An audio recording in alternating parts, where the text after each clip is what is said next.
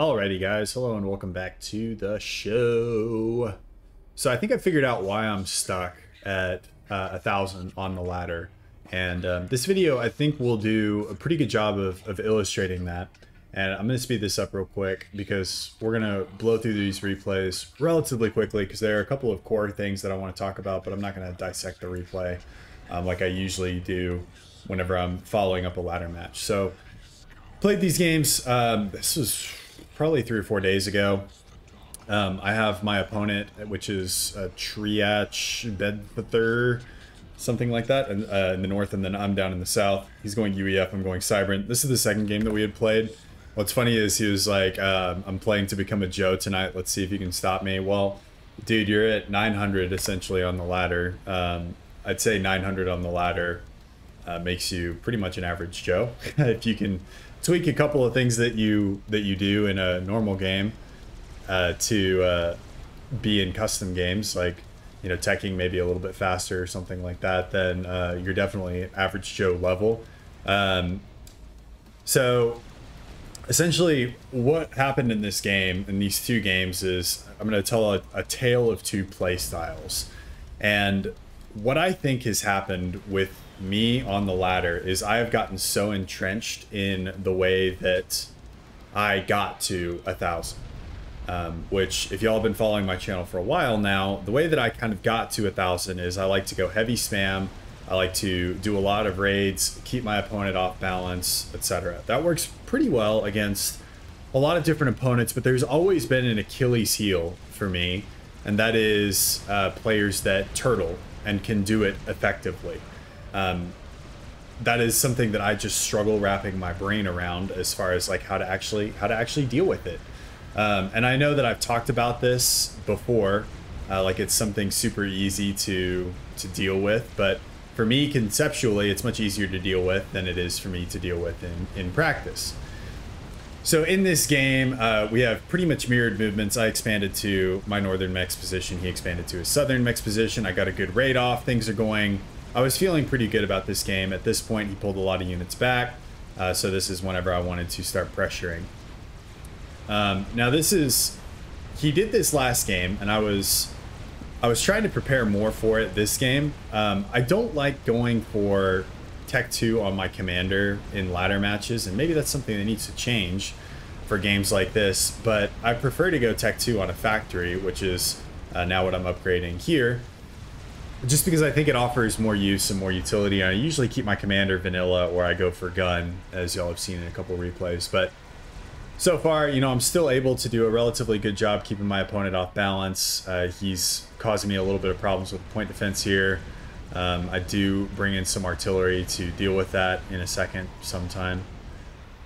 But he goes for T2, and going back to my initial point where I think that somebody who can turtle and do it effectively and just kind of play the cockroach role and stay alive is the direct play style to counter mine, because my play style depends kind of on demoralization. It doesn't depend as much on like proficient play. I try to demoralize my opponent and then win based on an emotional drain instead of technique, and I think it works pretty well a good amount of the time. But as you can see, like, my overall technique is not as tight as this guy. He's got all of his reclaim. I'm forgetting a good portion of my reclaim. And he went for a TML. And he's going for another TML. So this was what broke me last game, and I was prepared for it this time. I have a zapper up, because he went and TMD'd my T2 land HQ and my T2 power generator last game. And last game turned out to be... It turned into like a 40-minute long game just because he couldn't close out and I couldn't push out. So it was literally like the stoppable force meets the movable object. So this game I tried to prepare for it. And I think he does launch at he does launch in this area, and a TMD does pick it up. So I was on the ball there. He does have a really good raid on this side. I panicked a little bit, threw down a Cerberus. But then he goes to work on triads, and again, super inefficient use of mass. But for me, psychologically, it's just in the game, very, very difficult for me to like get my head around like how to actually deal with it. And yes, in hindsight, you know, mobile missile launchers, built some shields, built some TMD up here, and Bob's your uncle. But in the game, you know, whenever you're thinking about a million different things, it's easy to get overwhelmed. So I think that this particular style, if you want to know how to beat me on the ladder, if you ever see me, this is a great way to beat me. And he does it in kind of the same fashion that I was trying to do, where he goes for the demoralization play, because I got super demoralized. I was like, built TMD in my main base, but I forgot about the expansion base. My expansion is now done. And then at this point, I knew that this was going to turn into another 40-minute long game that he wasn't going to be able to close out. I wasn't going to be able to push ever. And I didn't really want to get into that again because I was a little salty after last game. So I probably control K'd prematurely. But regardless, he played kind of the cockroach turtle game and did a really, really good job of staying alive. Going after the BGs there. So that's kind of playstyle number. That's kind of how this works out on a small map, which is a 5x5 map. My playstyle ends up getting countered relatively well by the way that he played, and that's something that I need to adapt to. So let's go to game number 2, and we'll see things get flipped on their head. So I'll be right back in a second. Welcome back. So this is the second game. Well, this is actually the third game, but it's the second game we're looking at in this particular series. So I'm in the northern section, or the northern corner. He's in the southern corner. As you can see, wildly different map. So 20x20 map, lots of expansion mexes and islands that need to be taken over.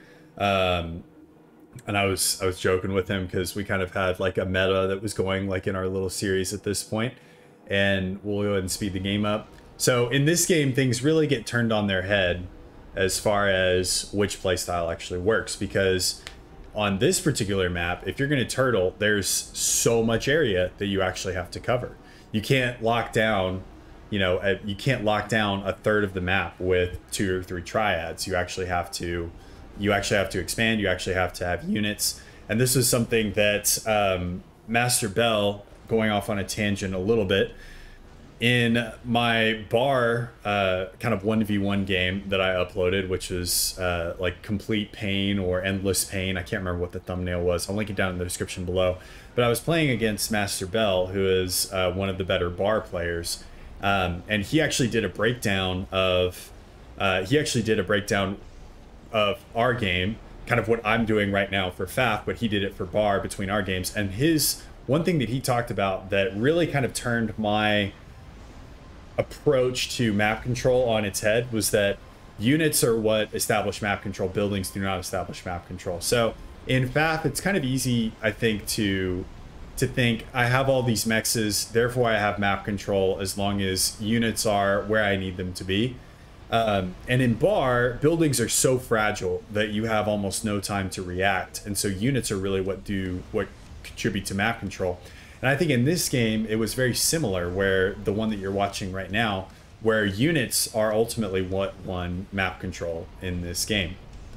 And going back to the reason why I think I'm stuck at 1000 is, I think, and I've been talking to a couple people that I play ladder with, to get to 1000, you have to be really, really good at a particular play style. So whether that's turtling, whether that's teching, whether that's catching your opponent off balance with just raids all over the place.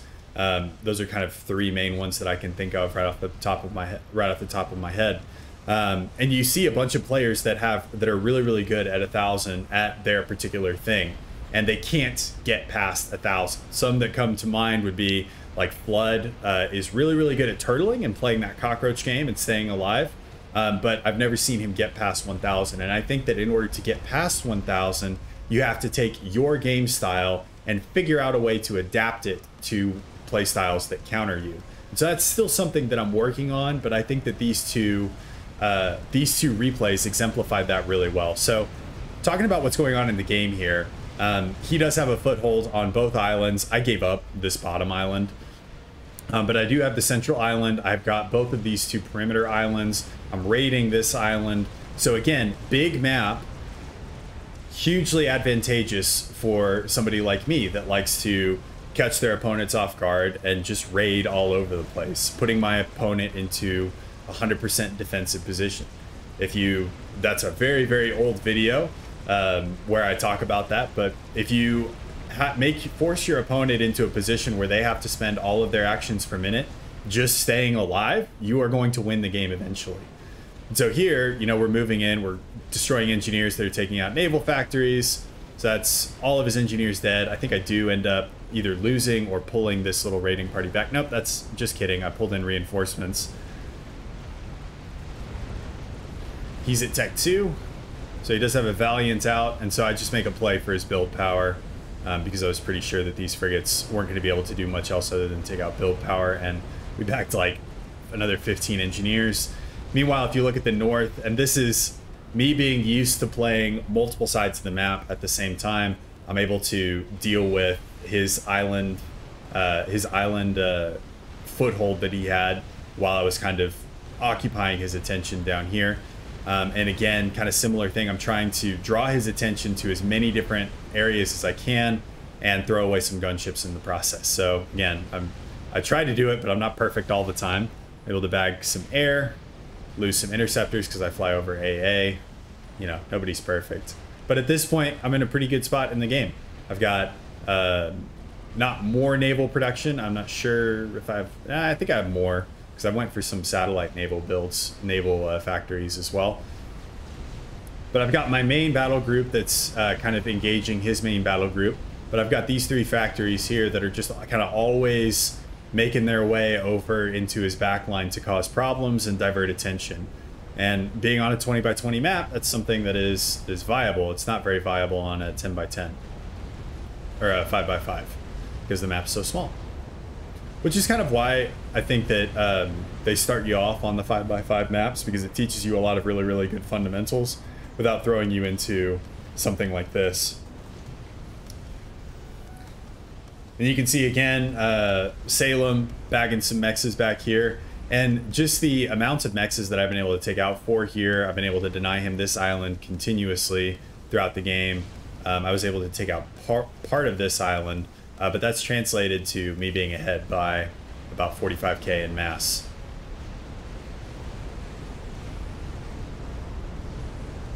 And then we have a battle group engagement here.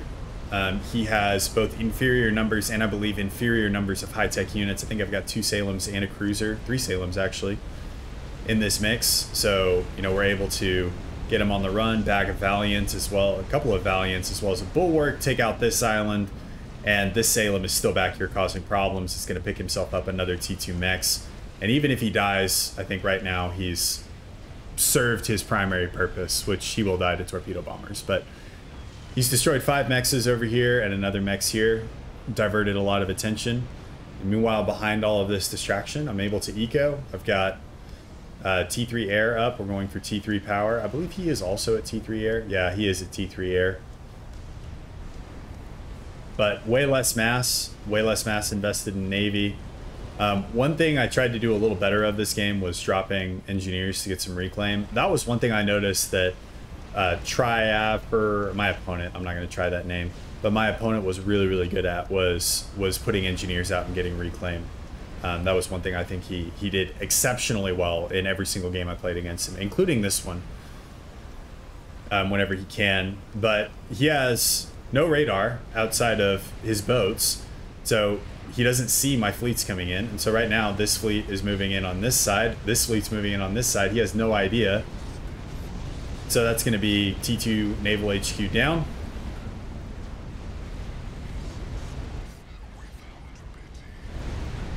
So at this point, I kind of tried to go for some infrastructure, and really I think what I should have done was just wipe out his Navy.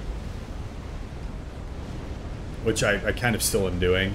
But I think I was trying to go for his air HQ. But either way, lack of radar kind of on the main... Lack of radar on the main island outside of his boats kind of costing the game. And this is another one where this map is, I think, hard to play from behind because there's so little areas where you can actually put radar You can put sonar in a lot of places, but you really need to have really, really good scouting.